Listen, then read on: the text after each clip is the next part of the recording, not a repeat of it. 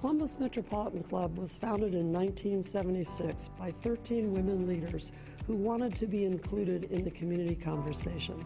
I am Sally Bloomfield, and I was one of those 13 women. Having been left out of men's clubs that focused on community issues, it was a priority for us to make the club 100% inclusive.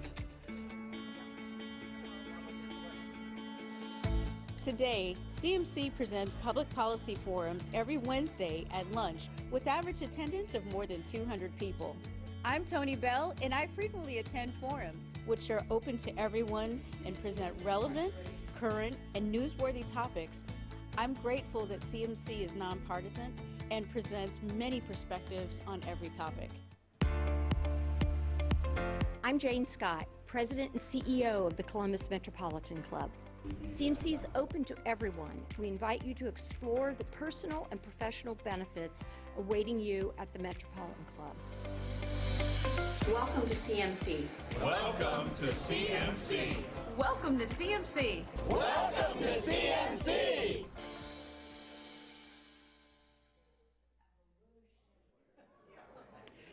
Good afternoon, everyone, and welcome to the Columbus Metropolitan Club. I'm Doug Buchanan. I'm a member of the CMC Board of Trustees and Editor-in-Chief of Columbus Business First. It's my pleasure to welcome our in-person audience today and to say hello to all of you watching via our live stream. Let's begin by meeting our new CMC members. Today we have Charles Hill with the Columbus Urban League, Michael Kinney, Caitlin McNeish with Cusatec, and Megan Wansik with the with the Osteopathic Heritage Foundation. Welcome to CMC. Let's give them all a big welcome. We'd like to invite you to join CMC as well. At just $16.95 a month for individuals, membership is an investment in yourself professionally and in our community. Your membership also supports the not-for-profit Columbus Metropolitan Club. CMC members like you inspire our Wednesday forums and are a critical part of the community conversation, and we thank you. Thank you as well to today's forum sponsors, Porter, Wright, Morris, and Arthur LLP, and with support from the Columbus Dispatch. Let's give them a round of applause as well, of course. Today's CMC live streaming is presented by the Emergency Response Fund of the Columbus Foundation and in partnership with the Columbus Dispatch and PNC. Thank you to them as well. Keep it up. We would also like to thank those of you who purchased a virtual seat for today's forum. We're grateful for your continued support. You can learn more about CMC, register for events, join or renew your membership, purchase a virtual seat, or make a donation anytime at columbusmetroclub.org. All right, on to today's forum.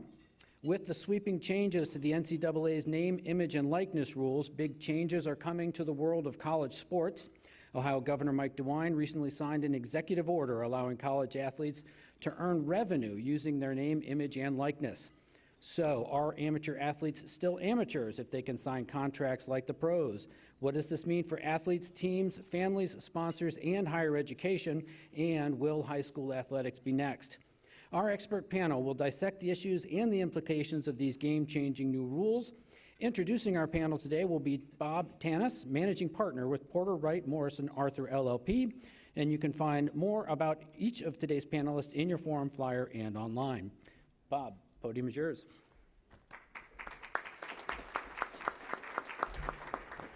Thanks, Doug, for that introduction, and thank you to the Columbus Metropolitan Club and its leadership for putting on these great programs and these great forums.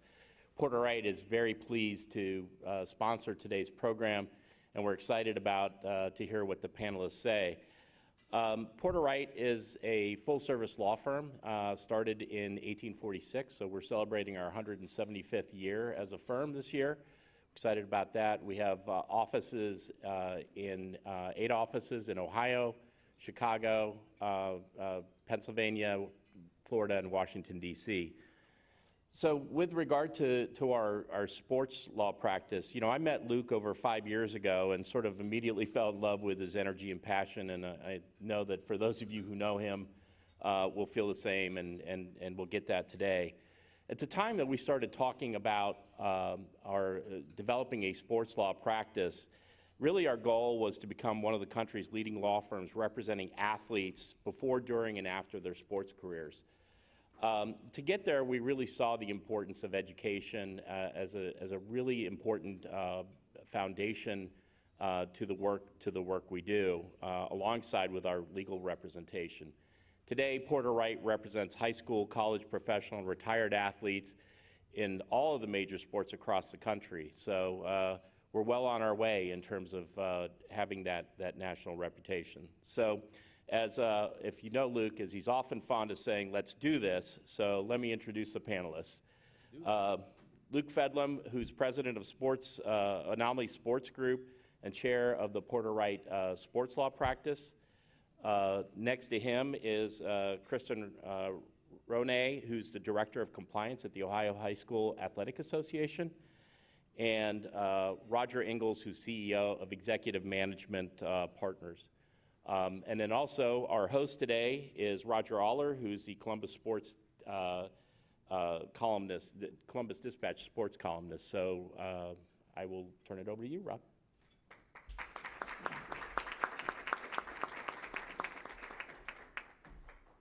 Good afternoon. We're going to have an interesting and fun time this afternoon. Listen to these experts. Need to start where everything does start with NIL, it seems, on Twitter. A recent Twitter poll responded to the question, what is amateurism now? And does it exist? 47% of the respondents said no such thing. That amateur athletics, nearly half, no such thing. 20% pre-college, you're an amateur if you're pre-college, and then 33% was anything without a hard salary, hourly or salary. So if you're not getting paid directly to play, that would be amateurism. So we're going to start with the hardball question first for the three panelists. What would you say amateurism is? Is it changed? Is it what it always was? What's your views on amateur athletics? Take it away, Luke. Okay, so we're going to be here for the next hour talking about amateurism and what it is. But no, I think probably the best way to articulate amateurism at this point is I think it's a bit different, right, than pro athletes in the sense that pro athletes get compensated for their performance in their sport, right? So they earn compensation for actually performing in their sport. And I would say that amateurism is where you have athletes who are not being compensated for their actual performance.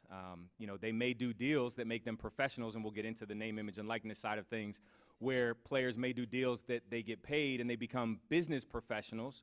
But as it relates to their sport, not receiving compensation is a great place to start in my mind. That's a great perspective, Luke. From the perspective of the Ohio High School Athletic Association, just a little bit of background. We are a nonprofit voluntary organization of OHSAA schools, so they elect to become members, and our rules are created based on a membership vote. So I actually have the definition that I'll be sharing with you that our member schools have decided as it relates to amateurism. So an amateur athlete is one who participates in activities of his or her sport for the purpose of deriving the physical, mental, and social benefits organized sports competition has to offer, and not for any present or future commercial gains. Since the student is considered a member of the student body, a clear line of distinction between educationally based athletics and professional sports must exist and be maintained at all times. So exactly what you said, we want student athletes at the high school level to really be engaging in sports for those benefits that interscholastic athletics can provide for them, and not for any payment or that sort of thing. But that could certainly be changing here in the next coming year. So we'll talk about that here shortly. Getting to the question of amateurism and is it around, I don't think true amateurism has been around for quite a while. If you've been following the Olympics, there's 13 athletes that have won medals at the Olympics that entitle them to $315,000 in compensation from the Olympic Committee. All of those have college athletic eligibility left, and all of them are okay under old rules to take that prize money. So I think our definition of amateurism at the college level has changed tremendously over the last several years, and the Olympics have been one place where that has happened. Great. So I was a Ohio State sprinter back in the day, 35 years and 40 pounds ago, as I like to say. And I would have loved to have had NIL back then. But where does it stand? Everyone thinks football, basketball, but I guess 53% of the NIL so far has come from outside football and men's and women's basketball. So over half is what you would call Olympic sports. In my day, we called them minor sports. You can't call them that anymore, I don't think. So where is the opportunity for the non-football and non-basketball? You guys can comment on that. From my perspective, I would say that social media absolutely changes the game for those minor sports, as you so referred to. These student athletes can accumulate followings, which are in the hundreds of thousands, even in millions, especially in a sport like gymnastics, where they do these routines that really get that social interaction engagement. So I think that changes the game and really opens up that door for student athletes in any sport to be able to recognize these opportunities from NIL. And I'll say, too, I think it's important that we actually understand really what NIL is, right? So name, image, and likeness. It's the ability for a student athlete to license their name, image, and likeness to a third party in order to receive compensation, right? So that's kind of the technical definition, but the way the NCAA, i.e. college sports generally have kind of talked about name, image, and likeness is actually more than that, right? It's the ability now for student athletes to earn compensation in ways that they haven't been able to earn compensation before. So yes, you might have the situation of a student athlete licensing their name, image, and likeness in a traditional sports marketing type of agreement that we all see pro athletes do and that we're familiar with, but it's also the opportunity for student athletes to start nonprofits, to start entities, for-profit entities, to sell a product or a service, to do speaking engagements, appearances, to do more than just the traditional sports marketing type of agreements. And so because of that, it opens itself up and lends itself to much more than just your traditional kind of revenue-producing sports that we would assume. And you know, to Kristin's point, if you look at, I think it was 2019, I don't know if the numbers are out yet for 2020, but the college sports team that had the highest social media engagement across the country was UCLA women's gymnastics team. And so understanding that and thinking about social media as a starting point for name, image, and likeness, or at least one of the primary starting points for name, image, and likeness, shows you how that engagement by athletes is what's important, not just necessarily the sport that they play or even necessarily the number of followers they have. Brands are looking for the engagement that they actually have with their following. Yeah, and I would just add that every student athlete has a following, okay? They all different size, but they all have a following. It may be a family, it may be their local community. As they progress at the higher levels, it's, you know, a Buckeye Nation, it's other groups. But everyone has a following that they can appeal to, and therefore everyone has the possibility to be creative and innovative and come up with some sort of NIL program or process that can afford them the opportunity to make money. And I think when that intervention did start to take place, you saw these posts on social media of, I am a Division III baseball player. I want to put out there that I give businesses my permission to use my name, image, and likeness. Please contact me. So students recognized that immediately and wanted to put that out there. Great. We just had a front page story on Ohio State football players signing autographs for pay. I'm just curious, you guys are the experts. If you're a college athlete, what's the best way to proceed? Do you dive in? Do you wait and see? What would be your advice for, you can break it down too if you want, football or, you know, lacrosse. How would you go about it? What's the key and central to this, the most important thing? Because we've seen football players make deals that were pennies on the dollar when they first jumped in. And now I'm wondering, do they regret that? I think if all of us in this room said, you know what, so as Roger said, we all have a following. You know, if you want to follow me, I'm at Luke Fedlam, just as a side note, increase my NIL value. But what I'll say is, if all of us in this room had the opportunity, right, to do name, image, and likeness, we would all have to figure it out for ourselves in the sense of, do I want to do it? If I do want to do it, how do I want to engage in it?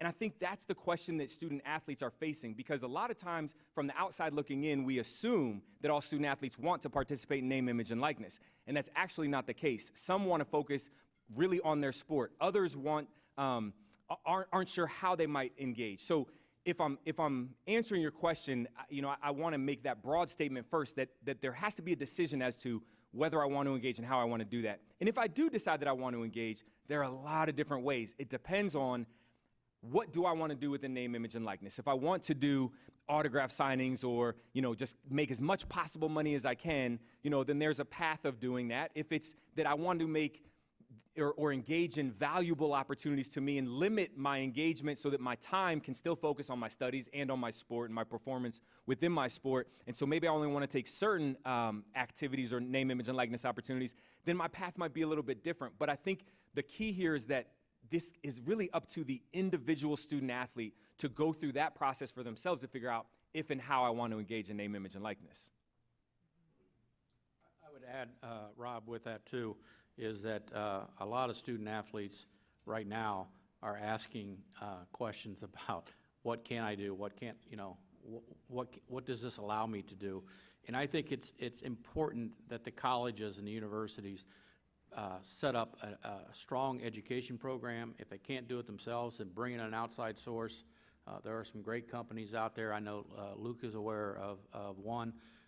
But there are companies out there that work both on the university side in terms of educating student athletes and what it is they're allowed to do versus those that work with the student athlete trying to find promotional opportunities for them. The big question that I think a lot of people have asked is, how much these student athletes understand about what they're getting into. Do they understand tax laws? Do they understand the role of a contract and what that does for them? And when they do make a deal, what's that do to them liability-wise? So I think there's a lot more to it than just a student athlete saying, "Hey, there's great opportunities, and we have to be creative and innovative to find ways." They've got to find ways to. We have to find ways to educate those kids into doing things the right way. Luke, you had a great, if you want to share it, you had a great little story there with the car. Do you want to, can you share that just as an example of the lack of information or knowledge that's out there? Sure. So, we were talking at the table earlier, and just share this into Roger's point about, student athletes really don't understand a lot of this. We were speaking to doing an engagement with a Power 5 school and their basketball program, and we were on Zoom presenting to the team, their coaching staff, and then we also had parents on the Zoom as well. And the question came up by one of the student athletes that said, "Hey, what about car deals? How do car deals work? Like, I might want to do that." And so I asked, like, does anybody in here kind of know how a car deal in a traditional kind of sports marketing type of scenario, how it works? And nobody really knew how it works. And so I shared about how it's typically a lease. It's for, usually a year, maybe 2 years. And the owner of the dealership will make those lease payments. And they're like, "That sounds great." I'm like, "Yeah, it does." Until we start talking about the fact that you get taxed, right, on what they paid on your behalf, right? So that's one thing. And then two, insurance. Let's talk about insurance, because they're not leasing you the 2009 version, right, of a beat up car. They're gonna lease for you a 2021, a 2022 model, and you're a college student. So your insurance is gonna be through the roof. And the best part of the conversation was they said, "Okay, well, I'm on my parents' insurance, so my parents are going to just pay, right?" And the parents are on the Zoom like, "No, we're not." Like, and I think that just gets to the point that people, like, there is so much education that has to occur. I mean, just with all of us, right? It's new. It's new to college athletic departments. It's new to parents. It's definitely new to the student athletes. It's new to the coaches. So there has to be some education to help prepare them so that student athletes end up in a better spot when they leave school, since we know 98% of them are not going pro, that they're in a better spot when they leave school than when they started. Do there also need to be guardrails? That term has been thrown out. Does the Congress need to get involved in this, or is it the opinion of you three that it's individual by conference, by school, by state? How do you think, how do you see this playing out, and how does it need to play out? Again, does there need to be a federal, I don't know, I guess federal regulations to keep this thing a level playing field? Yeah. I'll start with that. Yes, there has to be guardrails. And no, the NCAA is not going to do anything until Congress acts. Okay? The NCAA basically threw their hands up and says, "Okay, you guys wanted it, you got it, you figure it out." That's basically what the policy says. The Congress is going to either have to give the NCAA an antitrust exemption, which is what they're asking for, and that's what they've been working on, or they're going to have to pass federal legislation on NIL that is in place across all 50 states, because right now you have a number of states that have NIL legislation and a number that don't. And the NCAA has told those states that do not have NIL, you guys figure it out at the school level. Okay, so you're putting the fox in charge of the hen house in some cases, is they can figure it out. But until that happens on a federal level, we're going to continue to have this wild, wild west mentality out there where everybody's trying to do their own thing and nobody really knows what they can and cannot do. Do you think legal action, no matter what happens, is going to continue, even if the federal government steps in? We're not going to see the end of legal action, correct? No, and in fact, I think one of the latest cases with the Supreme Court just filed some amendments, the lawyers just filed amendments citing the case, or the comments from the Alston case, which took away the NCAA, basically took away the NCAA's antitrust standing that they've been living off of for the last 30-some years. And I think lawsuits and law firms like Porter Wright are going to play a big role in this as we move forward. Just tell everybody that. We can keep that going. That'll be great. But I will say, I think it is important, right? You've got to. There will be a national standard, because let's just look at the last 8 months, right? So we're August 3rd today, right? So since January 1st of this year, we went from a place where that next week the NCAA was supposed to vote on their name, image, and likeness regulations that their working group had worked on for a couple years. So we thought, okay, we're going to have a national NCAA-imposed rules on name, image, and likeness. On January 11th, the couple days before they were supposed to vote, the Department of Justice said, hey, don't take that vote because we think that there are some significant antitrust issues here. So then it went to states now saying, okay, well, Florida is supposed to go into effect July 1st, so now we need to make sure that we catch up so that we aren't left behind in a recruiting and retention battle, right? So for student athletes. So now states are all coming in, and so at the last minute, we all saw it in June and May and June, where states, either through executive order or through past state legislation, said, okay, we're gonna do this, and we all thought it was gonna be a state-by-state issue. And then, because of the NCAA versus Alston decision, the NCAA said, we're gonna take a step back, and schools, it's on you. And so now we're in a place where we thought it was gonna be a national plan with the NCAA, then we thought it was gonna be state by state, and now it's literally an institution by institution.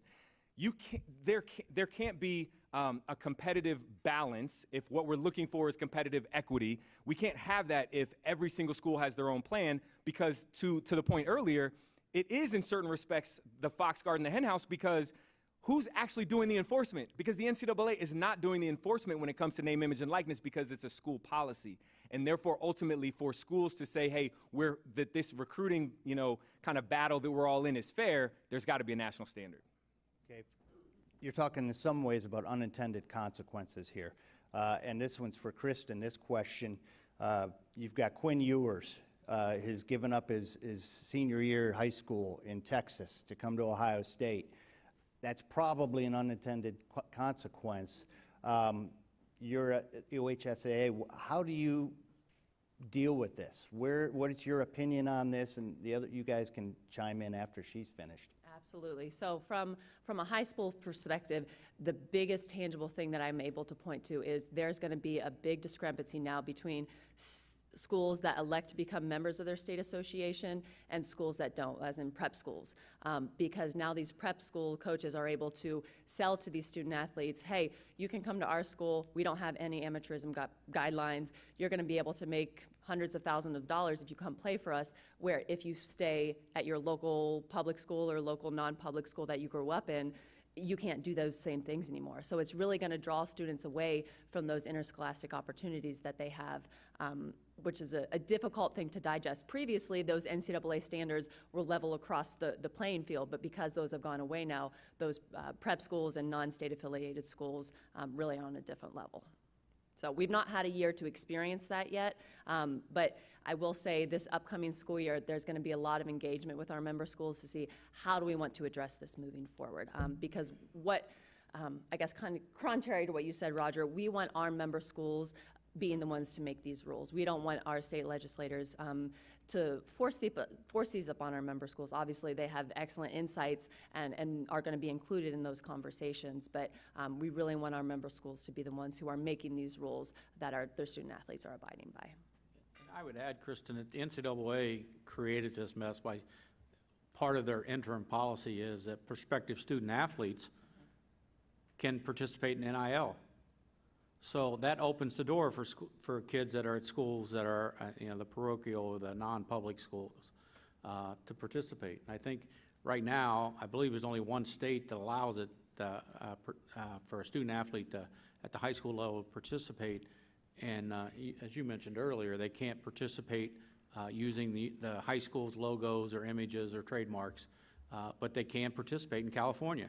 And it seems like California is the state that kind of kickstarts everything. I mean, they were the ones that kind of kickstarted the legislation on the NIL to begin with, and now they've kind of kickstarted it a little bit to create a rush at the high school level.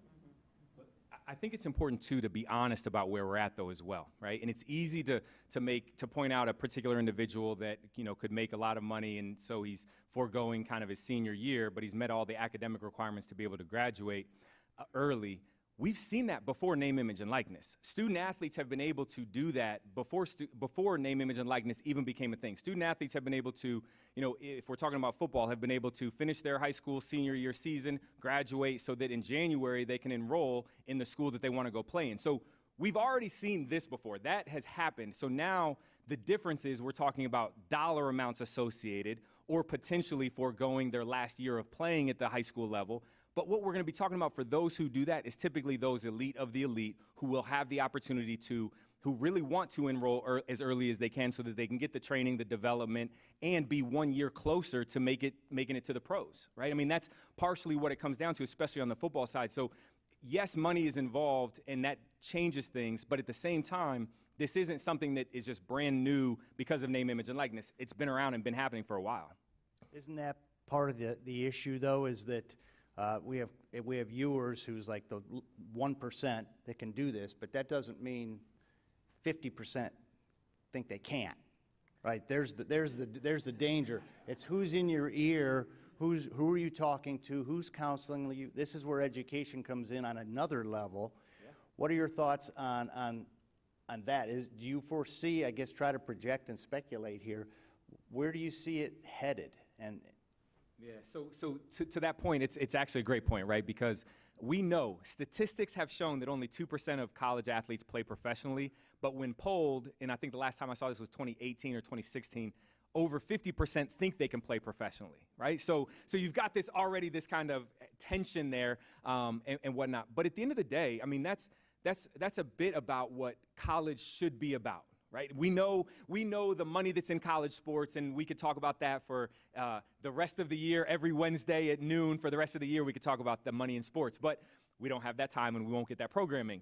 But the key, though, I think, is to recognize that this is what college is supposed to be about: educating and preparing young people for the next step in their life.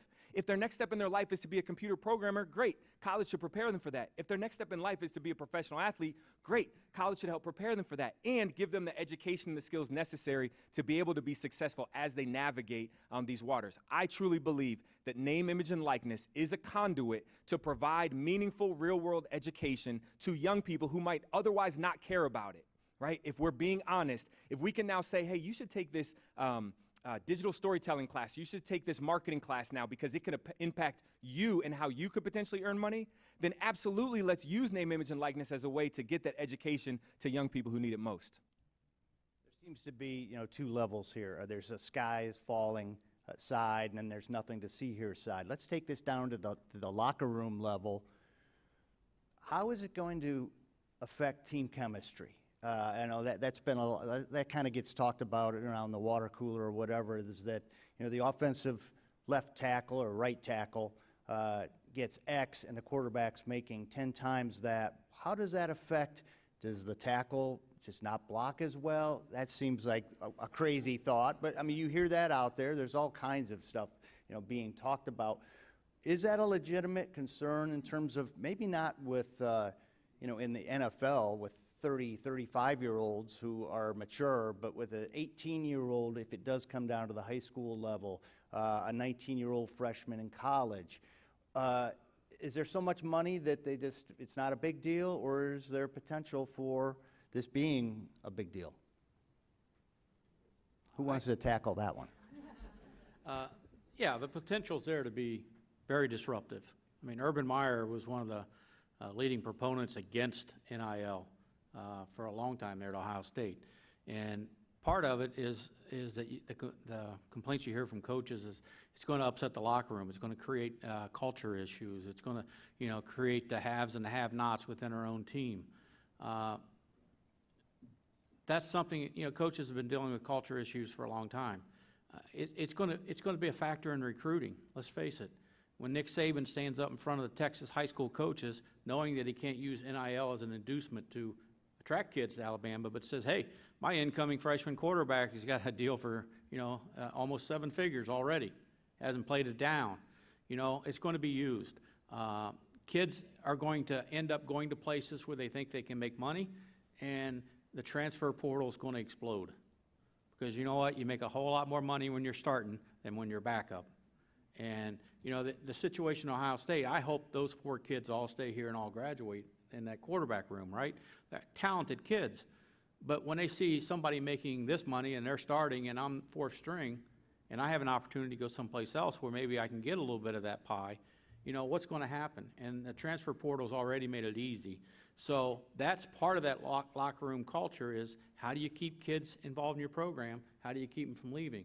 And there's good and bad. I mean, I've seen both sides of it, Rob. I was not a proponent of it at all for the longest time, and now I see that, student athletes should have this opportunity. But how we control it is still up in the air. I mean, that's the question. I think one of the unintended consequences, too, that people aren't talking about is how these contracts with these student athletes are going to impact the relationship they have with the school that they're attending. So at the college level, there's all of these endorsement deals and contracts with what sport uniforms you have to wear.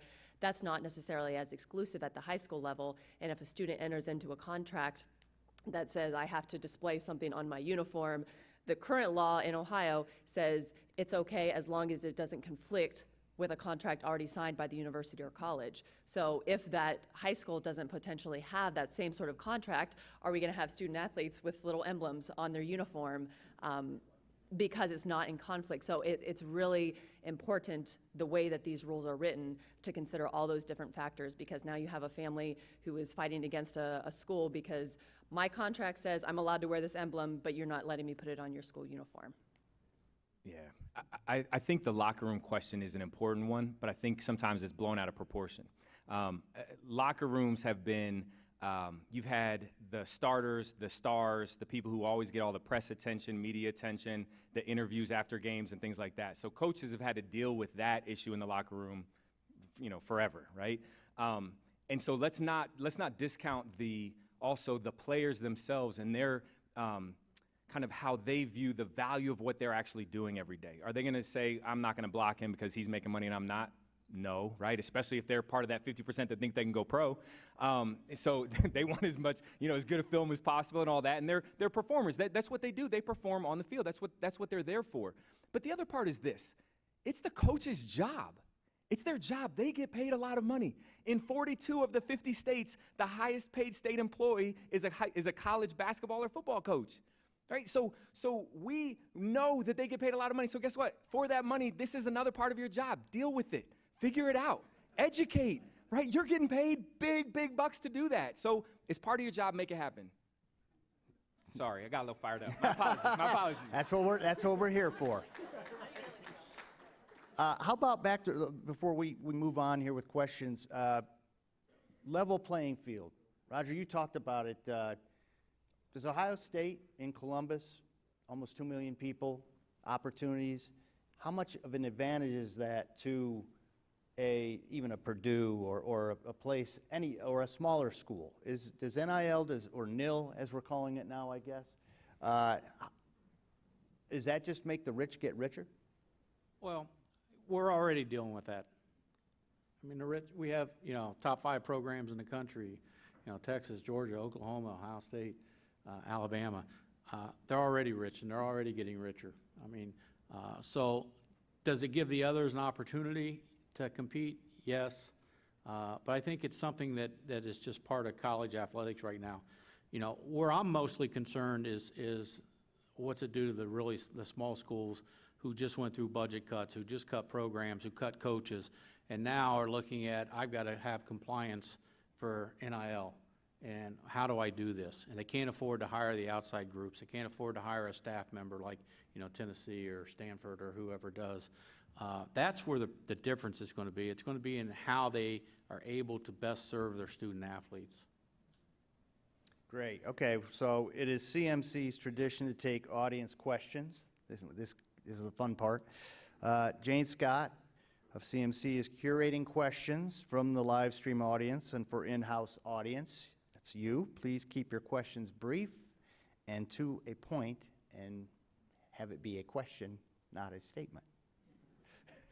All right, great. What is our first question, Jane? Yes, some really good ones. Roger Blackwell, does the institution in which the student is enrolled have a right to a portion of what the student receives?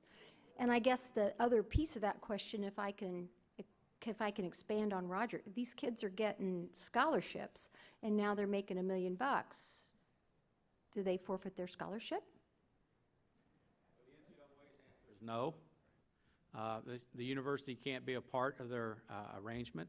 But what they can do is they can sign an agreement with a company like Brander that allows, or open source, that is dealing in group deals, where the university allows the student athletes to use their trademark images and their university marks. But the university is, you know, for instance, uniform sales. The student athlete could get a cut off of those now, okay, with their name and their numbers, which they couldn't do before. But the university can make money from that group deal, but not from just a separate single individual deal the student athlete has. I'll just add to that real quick, because that's absolutely right. Schools will only be able to share in what a student athlete makes to the extent that the school is a school that allows the licensing of their marks and students to be involved with that, and therefore they would simply just receive their ongoing compensation as it relates to the license of their mark. Hi, I'm Bill Lafayette. I own Regionomics. I'm an economist. And my question is, there's a tremendous potential, it seems to me, for these young people to get scammed and exploited. And I'm wondering if we've thought that through and if there are good ways to prevent that from happening. I would say that some people have thought that through. And it's very much a reality. And we're having those conversations all the time. But I think the challenge is that the way this all came about with name, image, and likeness, in providing defense of the institutions themselves, they were told, literally a couple days before July 1st, that they had to come up with their school's policy because, following the Supreme Court ruling and different things, the NCAA was saying, we're not going to come up with the solution. And schools, you have to. So that's a lot to deal with, right? So you've got COVID that schools are still trying to figure out, and how do we continue to have a season and plan for the fall, dealing with now this new name, image, and likeness that as a school, we have to figure out what's our policy. There are legal components to that, significant legal components, as well as trying to think about the pressure from coaches and others to make sure that it is something that is favorable to student athletes so that they can recruit student athletes, that also because of the transfer portal, they can retain their student athletes and not lose them to another school. So there's a lot going on there. That's not an excuse. It's just offered up in defense of what's been happening. But we have been kind of shouting from the mountaintops because having worked with pro athletes and seen how pro athletes have been taken advantage of, it's very easy to see, and there have been many articles written about the number of companies that have just popped up just because of name, image, and likeness, and people who think that, they can come up with deals for players, and I'm going to find you the best deals, in Columbus and things along those lines, and try to get players to sign with them. So absolutely, there is a high opportunity for student athletes to be taken advantage of, and the only way that you combat that is with education. I would echo that as well. When this legislation passed, there was a lot of influx of messages to our association of how does this impact high school athletes. The current answer right now is none, but we have had those name, image, and likeness companies who are trying to do things the right way, who reach out to us to get that clarification so they know how to work with Ohio athletes. Unfortunately, that doesn't happen with every company, which is why that education piece and just exercising an appropriate amount of due diligence. Hopefully the parents can help guide these student athletes through that process, but takes a lot of education. So there are a lot of good questions.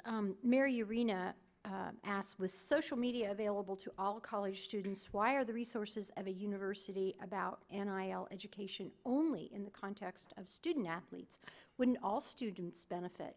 And I guess I would ask another question. We had a forum a few years ago about the esports, and those folks were exploiting the heck out of all the promotion and advertising, and it doesn't seem like they even fit into this mold at all.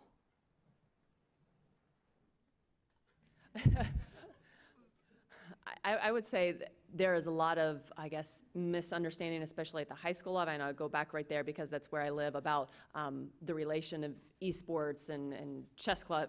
That's an exaggeration, but that aren't really covered under any of these rules. So for student athletes who are for students who are attending colleges that might not play a sport, as long as they are not violating those licensing agreements with the colleges, they are able to make money off their name, image, and likeness, even if they're just a student at that school, as long as they're not exploiting the colleges and universities' trademarks.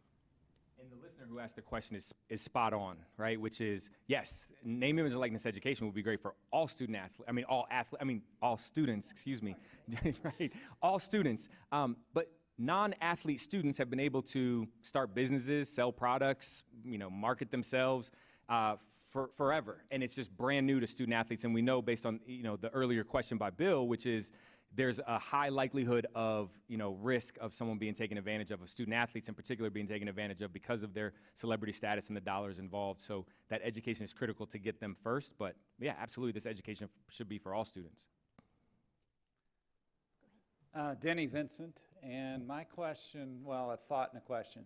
I'm thinking about the rich quarterback and a poor old left tackle, and thought about what happens when you finish a round of golf at a country club. You have somebody comes up and clean your clubs, and you give them $5, and there's 2 or 3 of those people doing it, and typically at the end of the week, they pool the money and split the tips. So I'm thinking, if a coach is trying to really keep the team together, could there be a solution where you take the rich quarterback and the pennies a tackle and throw the money together, and the team benefits as a team from all the money? Just a question. So, University of Pittsburgh's quarterback signed a deal with a local downtown hotel and restaurant to promote them. And as part of that promotion package, his compensation was they were going to feed his offensive line once a week. Okay? It's a great thought. That's part of that pooling concept. So kids are kind of doing that on their own. It creates the question of who pays the tax liability. Is it the quarterback or is it the lineman who eat the meal? And so there's a lot of issues that are going to go into things like that.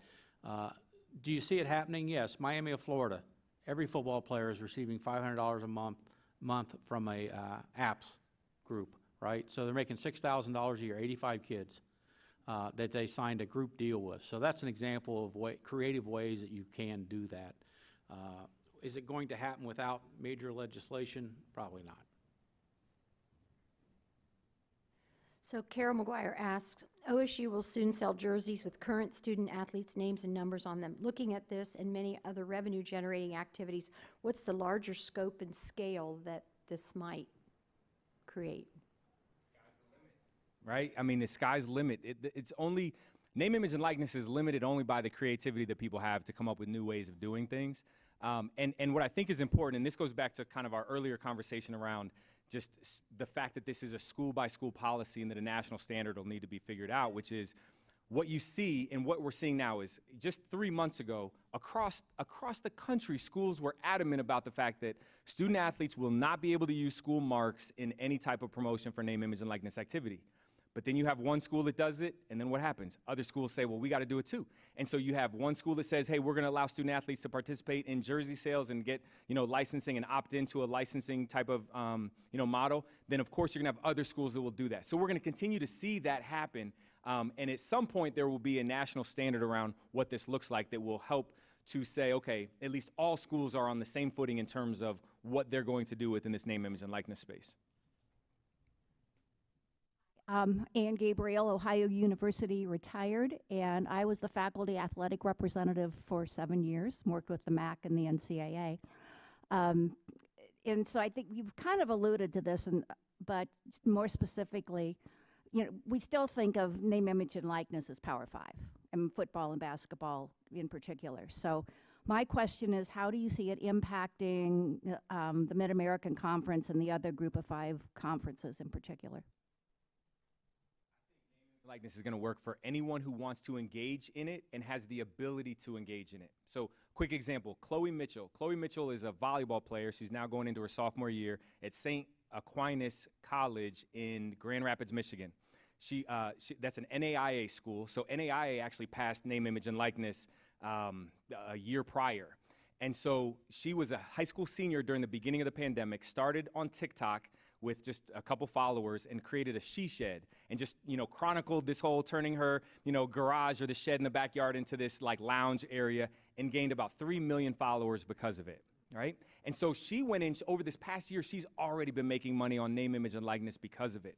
So if we're talking about the elite of the elite athletes who do traditional sports marketing opportunities that we're used and accustomed to seeing, then yes, we're going to mostly see revenue-producing sports or big celebrity college athletes at usually well-known schools that are going to be able to participate in it that way. But as we said before, there are so many other ways that you can engage in name, image, and likeness that if you have the following, it almost doesn't matter necessarily what school or size of school you're at, you're going to have an opportunity. Because through social media, that's for anyone, right? So it doesn't matter geographically if I'm going to Creighton University in Nebraska or if I'm here at Ohio University in Ohio, right? You'll be found, and social media, folks who want your social media influencing will find you. So my question's about the larger city markets. They clearly have an advantage because they have more companies with more marketing money. How do you see that playing out? I would answer quickly that that's one of the things that scares large athletic departments to death, right? We've got coaches making $6 million a year in football. We got coaches making $3 million a year in basketball. And there's only so much money out there for marketing and advertising, right? So a lot of the ADs were scared to death that if Nationwide, for example, has $3 million in advertising money and they decide to put $1 million of that into student athletes, that's less money the departments are getting. So I think what is going to happen is you're going to either find out that this name, image, and likeness is working and businesses decide to put more money into it, or they're going to find out it doesn't work and they'll go back to the older style of marketing and advertising. And that size of market is an interesting one, right? Because in the example that Roger used is Columbus. So Columbus is a great market if you're thinking about name, image, and likeness because of the companies that we have headquartered here. Same thing with like an Austin and some other schools that we could, cities that we could think of. The largest markets with, your New York, Chicago, Miami, Atlanta, they're going to be fighting with professional athletes who are in those cities taking on marketing deals and things like that. So unique that certain cities are going to have a unique opportunity to engage in that way. Hi, I'm Melanie Farkas from Porter Wright. I'm really curious, will universities be able to clear or regulate the type of products or events that students can be a part of? So there's a big difference between an athlete putting their face on a fundraiser for a children's hospital versus, the Lion's Den. Is that something that universities are going to be able to clear? Who wants to address the Lion's Den? The answer is yes. And so schools right now actually do say what their guidelines are, and they put in their guardrails, and they say you can't participate in certain things. Alcohol is one that schools treat differently. Some schools say no alcohol. Ohio State, for example, and some other schools say no hard liquor, but beer and wine, if you're over 21, you can participate in those type of name, image, and likeness opportunities. Adult entertainment is an area that's forbidden in most schools, as well as like NCAA banned substances. So if there are already banned substances that the NCAA has for student athletes, you can't promote those as well. So there are some guardrails. And then some schools, like BYU, has some really unique ones just based on the type of school that they are. So schools will set what those parameters are, absolutely. Big one. Yes, No gambling. exactly. Cannot promote gambling. You know, isn't this kind of laughable considering the kids that sold their rings for tattoos? Never mind. So will the schools impose a grace period for compliance because the offenses are going to be happening and they're going to be done innocently and the rules aren't even going to be there to say what they did was wrong, but after they did it, somebody's going to go, oh, we should have thought of that. So will there be sort of a grace period to learn this? I think everybody's asking for grace right now, right? I mean, honestly, the schools are asking for grace because the student athletes are like, I want to do this or I want to do that, and schools are trying to keep up in real time with what they're doing. And at the same time, again, enforcement on this is at the school level, specific to name, image, and likeness, not impermissible benefits, which is different. And we always make that clear. If you are a student athlete, you can earn compensation if you're providing a service. If you're not providing a service, it's still a violation, right? So, but as it relates specifically to name, image, and likeness, that enforcement is happening at the school level, and schools are trying to kind of balance and figure that out. So there's no formal grace period per se, but they're all trying to figure out, okay, if somebody does violate our guardrails that we put in place, what do we actually do? And now it's school regulated. So are we going to bench or suspend a particular player for a particular sport? You know, it's going to be a school decision. I think one of the most likely scenarios is you know, your top quarterback goes to a local restaurant and the owner comes over and says, hey, this one's on me. Just mention this on your social media. Student athlete walks out the door, doesn't report it, you know, and then the school's got to deal with it. They have to deal with that now. So I imagine they'll deal with it the same way that we've been dealing with violations like that. I'm Carol Looper. Two-part question. Would the rules about that affected Tattoo-gate be different now under these rules? And secondly, I remember when I was a reporter talking about supporters were not even allowed to buy a Coke for players. Does any of that in the student handbook change? Sure. So I'll take your second one first.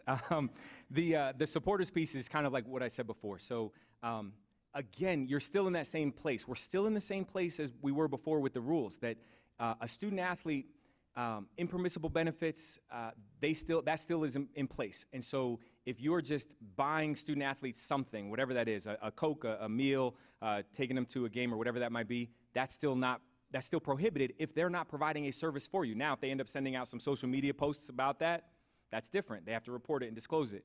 The other piece around Tattoo-gate, I can't get into the particulars there per se, but again, the key in name, image, and likeness and what makes this difference is that the student athletes, you know, have to be providing a service. They have to be doing something. So it's a bit apples and oranges.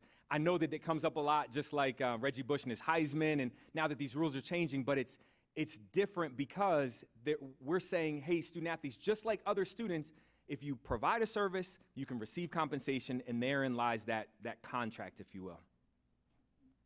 I just want to say thank you. I think on behalf of all of us, we want to say thank you for being here today. My name is David Corey.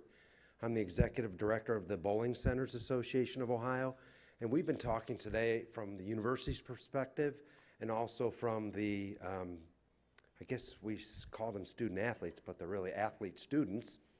But what about from a business's perspective? What would be your recommendations for a business who wants to get involved in this? Is that getting with the sports information department at the university level, obviously talking to the student athlete directly, but what are maybe some guidelines you could give for businesses? Thanks. The university has pretty strict guidelines in terms of what they can do to help promote the student athletes.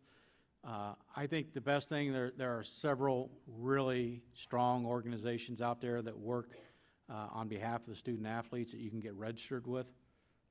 and work with the university-sponsored groups, whether it be open source, register with them. Influencer is another one that works with universities. Icon Source is one that works with the student on behalf of the student athletes. There are some good groups to get involved with that way. Just do some research and find out the organizations that have a, and there's not going to be a lot of track record, but that have some advice, and then ask people, like some of our panelists up here, who have they worked with, or who would they recommend that a business go to if they're interested in trying to engage what I refer to now as the business student athlete. And I think I completely agree. The only thing I'd add to that, as Kristin mentioned earlier, right, most athletes these days are saying their DMs are open. So if you don't know, that's direct message on like social media platforms. That's just an easy way for student athletes to communicate with business owners and others, and that's how people are reaching out through their DMs. But the other key thing that I'll say too is, again, thinking about what works with your company's brand. Right, so a lot of times people are thinking about, and this goes back to some of our earlier questions about the star quarterback or the star receiver or star basketball player.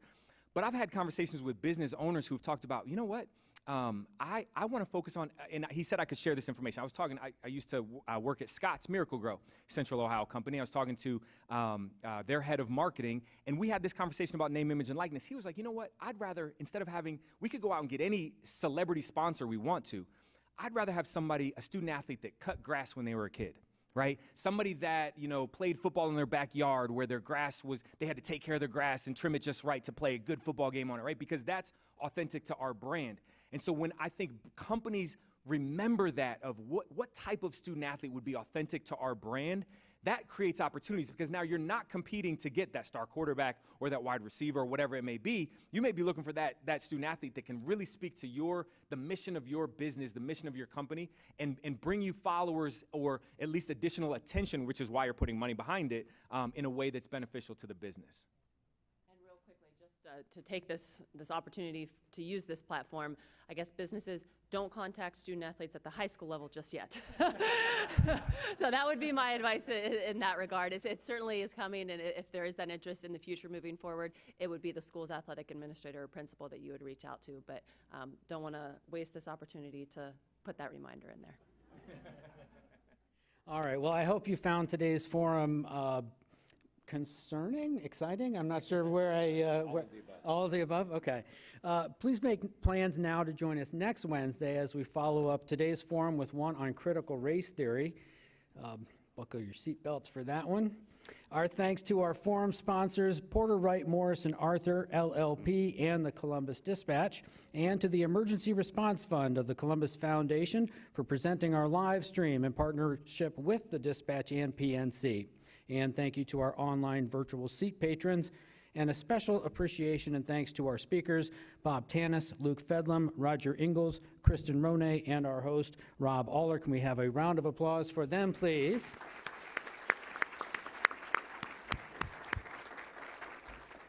Again, thank you all for joining us. We could not do this without you. We look forward to seeing you next Wednesday as the Columbus Metropolitan Club presents another community conversation. Thank you and have a great day.